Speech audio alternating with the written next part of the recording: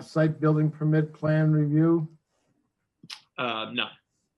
Appointments. Subdivision board action, postpones Stonegate subdivision. I believe we have a letter from Attorney Kelty.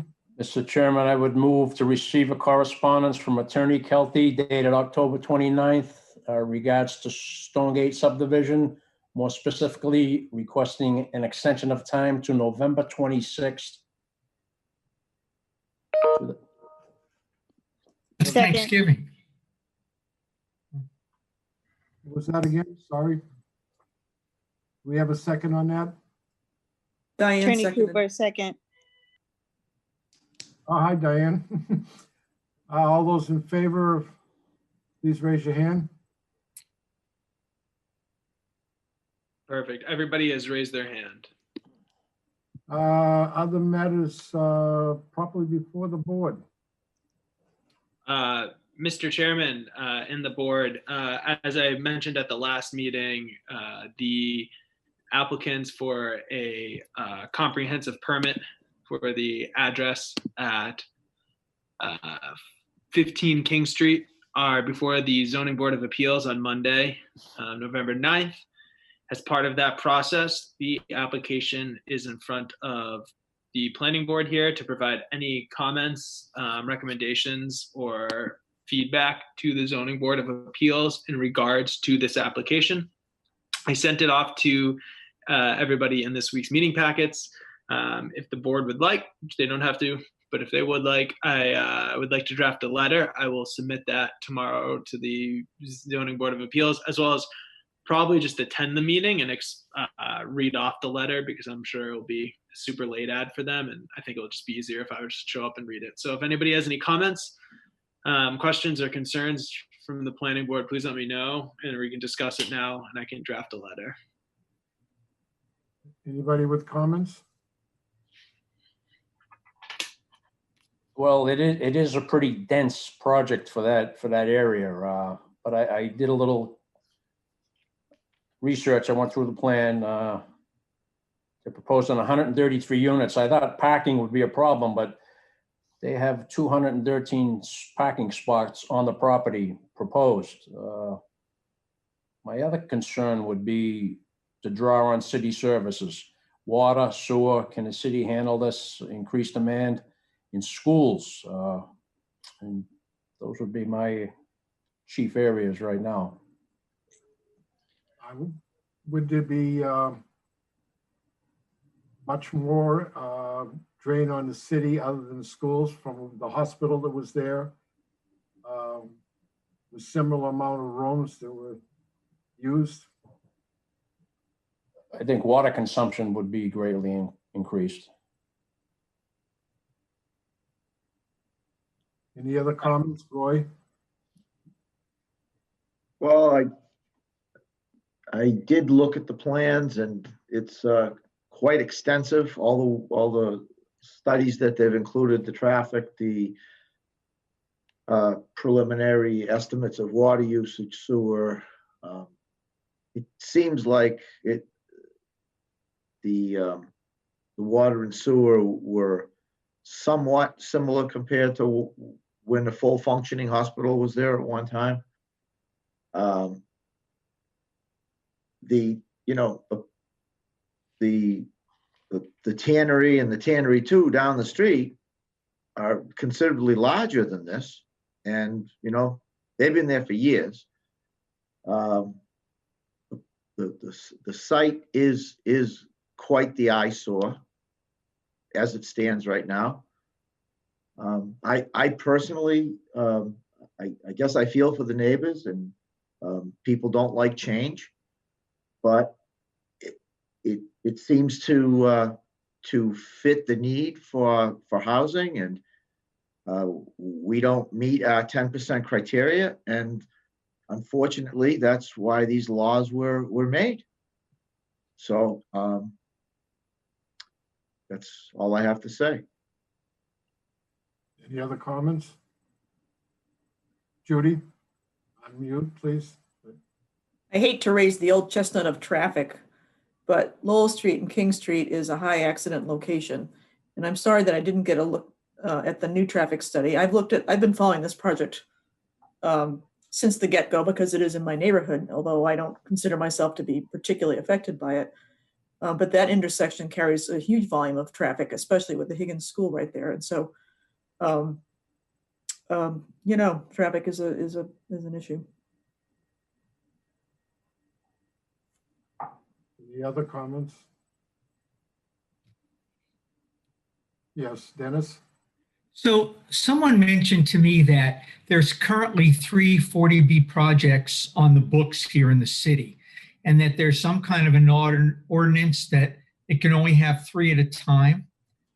And I think this one's trying to be a 40B also. I don't know if that's true, but that came up the other day in our neighborhood, a few neighbors, that they can't really make an application yet for 40B because there's already 3 on the books in the process. I believe this one is one of the 3. I believe that this was filed. I think this was filed a little bit ago. The ones that I can think of off the top of my head, this would be the 3rd. Yeah, I think you're right, Drew, and perhaps the 4th was the one that they were talking about down on Endicott Street, those 2 white industrial buildings, and but Yeah, so the Oak Street proposal is the oldest one. And then I think this one, and then Farm Ave, Yeah. and then Endicott Street. yeah, I think the order is the last 2 get reversed, Judy. I think the Farm Ave has made their application, right? So that's probably the 2nd, this being the 3rd. But whatever. Mr. Chairman, Excuse me. Tom, could I just ask, if you don't mind, I'd forgive me for not understanding the process 100%. I do realize that we don't have, this is really just for comment only, but in a 40B situation where it doesn't need, planning board site plan approval, who looks out for all of the typical items that we would sort of discuss with a developer with regards to, turning radiuses and lighting around the perimeter and the those normal type items that we're always sort of protecting the community? And what's the mechanism here? Does the zoning board take that on, or how does that work, Drew or Tom? Go ahead, Drew. So the whole point of 40B, the comprehensive permit, is that you're bypassing these things so that these things aren't holding it up. So in theory, yes, like the zoning board of appeals is the people that oversee. So like, for instance, like turning radius, this is reviewed by fire department, police department, Department of Public Services. So everybody's able to provide feedback on that. But rather than, all right, you got to go to planning board. So you got to figure out, your lighting and where the roads go. And then you got to go to ZBA to figure out, it's all done just at the ZBA meeting. That being said, like Department of Community Service, I really, sent a memo off from, ComDev stating, different things. Like some things that I just mentioned were pedestrian, flow on the property, and buffering and things like that. But yes, it is the zoning board of appeals who would look out for items such, as is lighting and buffering and landscaping. But again, with the comprehensive permit, the idea is that you're able to kind of cut some of like, the red tape, if you will, of these things. So I think I have to double check to go back and look at the application, but I know that within the application, there was, multiple waivers asked for, one of which I believe is site plan, but I believe everyone just asked for the site plan one. But, and you can go through the waivers to see what they've asked for as well. But to answer your long story short, yes, it's the zoning board of appeals that would do that. Any other comments? Go ahead, Roy.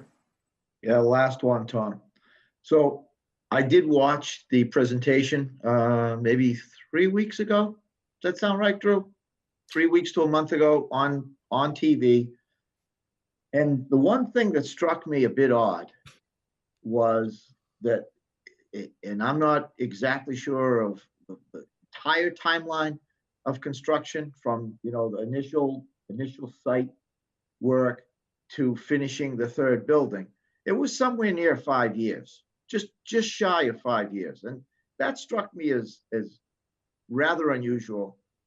And it almost seemed like they wanted to build the first one and then occupy a large majority of the first one and then go build the second one and then occupy a large majority of that one and then start and finish the third one.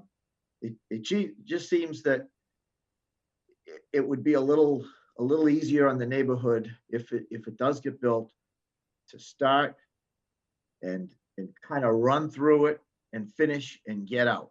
And just again, just an observation.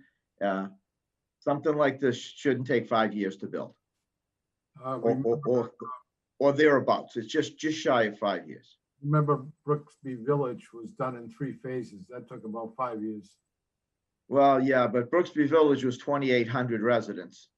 but it was So still about It's three. a massive project, right? So This project's probably going to take a year to clear the site. could be. They probably want to get a little revenue stream going. That's why building 1, building 2, building 3. So, Drew, if I may, how close are we to the 10%? That exact number I do not know off the top of my head. And would you know how many units are going to be affordable in this complex? Again, I'd have to check the application to see their total amount.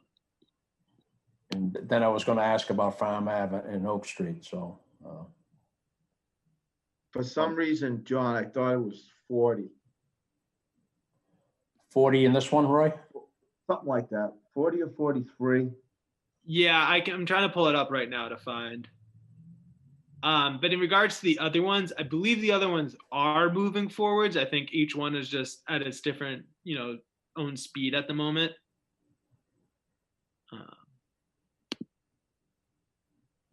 And Yeah, correct me if I'm wrong, but even though we're picking up 40 units here, 40 units there, we're still getting 100 market value units. So that we're not really gaining on the 10% because everything else is going up too. I believe you get to count every unit though.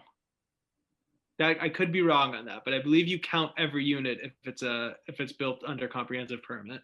I don't think that's true, Drew. No, it can't be, otherwise we'd be there. I think you Okay. count only the designated units that are set aside as affordable. Well, I think it's you get, he has to do 25%, right? Drew, is that the number? Yes, under comprehensive permit, yeah. Right. So 25% go in, but then the big amount adds to the base of which you got to get 10% of. So it's definitely increasing returns. It's not diminishing returns. Eventually you do get there. Well, it seems you're always chasing that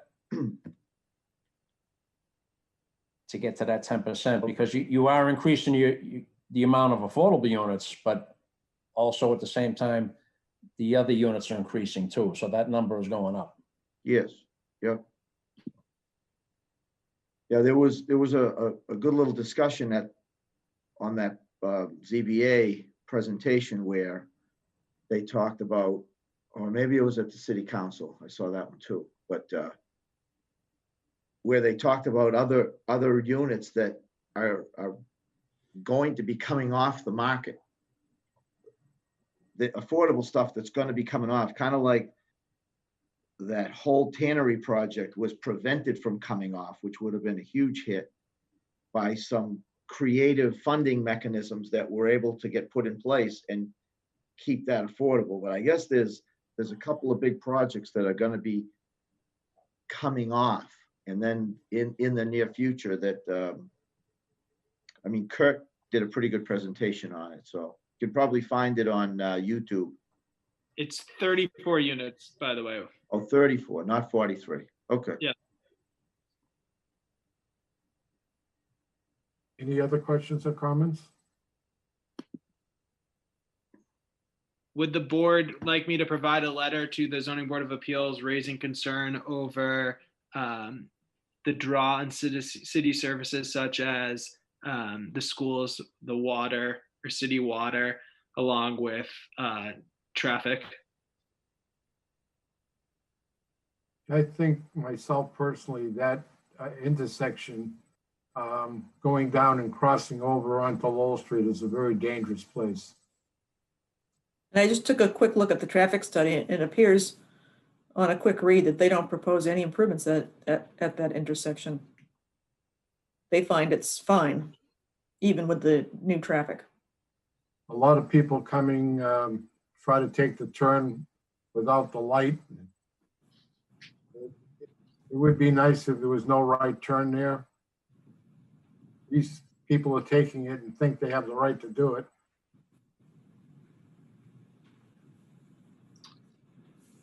I'd like to see the letter if you could share it with us so we could maybe Comment? provide a comment on it. Yeah, that's fine. The issue is they're meeting on Monday night, but I believe that they're just opening the meeting. I don't think they're gonna make a decision on Monday night. I Well, the honestly other don't thing- think it matters. Oh, I'm sorry. Go ahead. No, go ahead, Judy. I don't think it honestly, I don't think it matters whether we send a letter or not, but I would feel better if we at least made the attempt to do so, to raise these concerns. I agree. Yes, I agree. So, Yeah, I agree. The other thing that I thought was kind of interesting on the presentation is that the developer really doesn't want to build any 3-bedroom units, but he's forced to build them under the 40B rules. There's a certain percentage have to be 3s. So the 3s is probably where you might be having a possibility, not that you wouldn't with 2s, but there's a higher probability with 3s that you'd have more kids that then have to go to, elementary school, middle school, high school. So, but they can't do what they want to do. They have to follow strict guidelines. and the over 55 condo proposal was probably the sweetest of the bunch, but that ship is long sailed. So, It seems as though. The other comments? Anything else properly before the board, Andrew? No, but I will draft a letter. I guess I'll bring it to the next meeting. I'll talk with the zoning board of appeals clerk, but I'll draft a letter for the next meeting and then we can, submit it after that. And I don't think they're gonna make a decision Monday night, so I think we'll have time to submit. well, if you want to put it together and shoot it to us first thing Monday morning, and that would give people a little time to comment if that's what the board would like. That's kind of iffy on, you can't debate anything over email.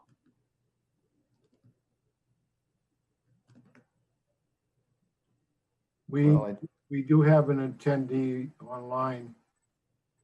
Would the board be willing to listen, since it's not an open public hearing, to comment from the attendee, or just take a motion right now? Mr. Chairman, I wouldn't mind hearing from the attendee. Likewise. Patricia, do you have a mic? Yes, I do. I have no comments. I'm just the public in public meetings. Thank you. Welcome. Now I'll accept the motion.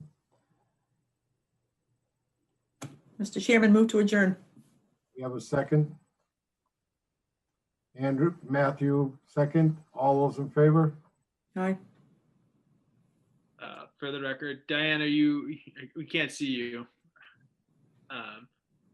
For the record, I'm sorry, everybody- I'm raising my hands and I didn't get to the unmute button quick enough for the motion, but thank you, Dr. Otto. Okay, for the record, everybody had raised their hand. All right, everybody, thank you, and have a Night, great everybody. Good night. good Take night. care. Have a good week.